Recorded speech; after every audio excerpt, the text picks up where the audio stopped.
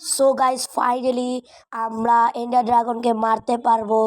So দেখতেই পাচ্ছ যে আমি কোনো চিটিং করি নাই। আর হচ্ছে যে এন্ড পোর্টাল অ্যাক্টিভিটি আছে আগের থেকে। আর আমি এর উপরে ঝাঁপ দিব।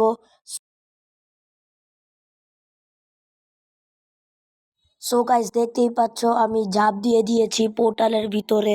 এখন ওয়ার্ল্ড লোডিং নিচ্ছে। লোডিং হওয়ার পর এই যে এন্ডার ড্রাগন ফাইনালি আমরা চলে এসেছি।